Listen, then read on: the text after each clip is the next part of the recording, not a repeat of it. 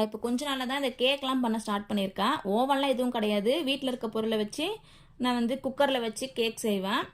Last time வந்து மரவள்ளி கிழங்குன்னு சொல்லுவாங்க எங்கள் ஊர் பக்கம். சேலம் பக்கம்லாம் குச்சி கிழங்குன்னு சொல்லுவாங்க. அதை வச்சு வந்து ஒரு கேக் பண்ணியிருந்தேன். அது ரொம்பவே தேங்காய் பர்பி மாதிரி சூப்பராக இருந்தது டேஸ்ட்டு. அதுக்கப்புறமேட்டா ஒரு 2 டைம்ஸ் வந்து நார்மல் கேக்கை ட்ரை பண்ணியிருந்தேன். நல்லா வந்திருந்தது. சத்துபாம் வச்சு ஒரு வாட்டி வந்து கேக் ட்ரை பண்ணியிருக்கேன். இந்த மாதிரி வந்து டிஃப்ரெண்ட்டாக ட்ரை பண்ணி இப்போ தான் பார்க்க ஆரம்பிச்சிருக்கேன். இன்றைக்கி வந்து ரவா கேக் பண்ணலாம் அப்படின்னு சொல்லிட்டு தான் ரெடி பண்ணிட்டு இருந்தேன். இதுக்கு ரொம்ப சிம்பிள் தான். வீட்டில் இருக்க பொருளை வச்சு நம்ம ரெடி பண்ணிக்கலாம். இதுக்கு வந்து அவன்லாம் எதுவுமே தேவை கிடையாது. குக்கர் வச்சே நம்ம வந்து கேக் பண்ணலாம். ஃபஸ்ட்டு வந்து குக்கரில் வந்து கொஞ்சமாக தண்ணி ஊற்றி குக்கரை வந்து சிம்மில் வச்சுக்கலாம். கொஞ்சம் நேரம் நல்லா ஹீட் ஆகட்டும். அதுக்குள்ளே நம்ம வந்து கேக் ரெடி பண்ணுறதுக்கு எல்லாமே ரெடி பண்ணிக்கலாம். ஃபஸ்ட்டு ஒரு பெரிய மிக்ஸி ஜார் எடுத்துக்கோங்க. ஒரு கப் போல் ரவை எடுத்துருக்கேன். அதில் வந்து ஒரு 3/4 கப்புக்கும் கொஞ்சம் கம்மியாக சக்கரை எடுத்துக்கலாம். நீங்கள் கொஞ்சம் ஸ்வீட் சாப்பிடுவீங்கன்னா 3/4 கப் எடுத்துக்கோங்க, சரியாக இருக்கும்.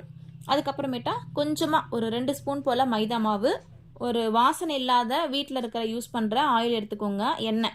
அது வந்து ஒரு 1/4 கப் போல் சேர்த்துருக்கேன். முட்டை வந்து ஆப்ஷனல் தான், உங்களுக்கு வேணால் எடுத்துக்கோங்க, இல்லைனா வேண்டாம். நான் ஒரே ஒரு முட்டை சேர்த்துருக்கேன். வாசனைக்காக நீங்கள் வெண்ணிலா எசன்ஸ் வச்சுருந்தா கொஞ்சமாக போட்டுக்கோங்க. என்கிட்ட இல்லாததுனால நான் 2 ஏலக்காய் போட்டிருக்கேன். கொஞ்சமாக பேக்கிங் பவுட்ரு, கொஞ்சமாக வந்து சால்ட் சேர்த்துருக்கேன். இதெல்லாம் சேர்த்து மிக்ஸியில் நல்லா அரைச்சி எடுத்துக்கோங்க.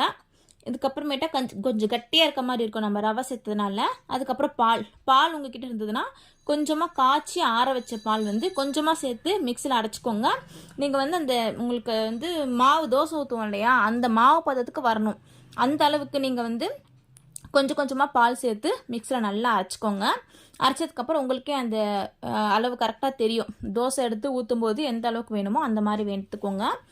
இது கரெக்டாக வந்ததும் நீங்கள் வந்து எந்த பாத்திரத்தில் வந்து கேக் செய்ய போகிறீங்களோ அந்த பாத்திரத்தில் நெய் இல்லைன்னா பட்டர் சேர்த்து நல்லா சுற்றி தடவி விட்டுக்கோங்க. ஏன்னா வந்து அப்போ தான் நம்ம மாவு ஊற்றி வெந்ததுக்கப்புறமா கேக் வந்து பாத்திரத்தில் ஒட்டாமல் வரும். அதுக்காக தான் நீங்கள் நெய் பட்டர் எதுவாக இருந்தாலும் சேர்த்துக்கலாம். இல்லை ரெண்டுமே இல்லைனா கொஞ்சமாக ஆயில் சேர்த்து நல்லா சுற்றி தடவி விட்டுக்கோங்க.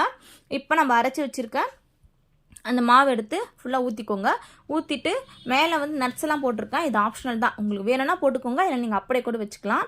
இது வந்து அடுப்பில் நம்ம ஹீட் பண்ணி வச்சுருக்கோம் இல்லையா ஆல்ரெடி குக்கரு, அதில் வச்சு குக்கர் போட்டு மூடி ஒரு 20 நிமிஷத்துலேருந்து ஒரு 30-35 நிமிஷம், நான் வந்து ஒரு 30 நிமிஷம் மேலேயே வச்சுருந்தேன். நல்லா வேகணும்னா ஒரு 30-35 நிமிஷம் வரைக்கும் வச்சுக்கோங்க. நல்லா வெந்து வந்துடும். கேக் நல்லா வெந்துருச்சான்னு பார்க்குறதுக்கு ஒரு கத்தி இல்லைன்னா ஒரு குச்சி வச்சு நீங்கள் கேக்கில் குத்தி பார்த்தீங்கன்னா ஒட்டாமல் வரும். அந்த மாதிரி வந்துருச்சுன்னா கேக் நல்லா வெந்துருச்சுன்னு அர்த்தம். அதுக்கப்புறம் அடுப்பு ஆஃப் பண்ணிவிட்டு கொஞ்சம் நேரம் நல்லா ஆற விட்டுருங்க. அதுக்கப்புறமேட்டா ஒரு தட்டுக்கு மாற்றி நீங்கள் எப்பயும் போல் கேக்கு கட் பண்ணி சாப்பிட்டிங்கன்னா ரொம்ப டேஸ்ட்டாக சூப்பராக இருக்கும். கண்டிப்பாக ட்ரை பண்ணி பாருங்கள். நெக்ஸ்ட் வீடியோவில் பார்க்கலாம். பாய்.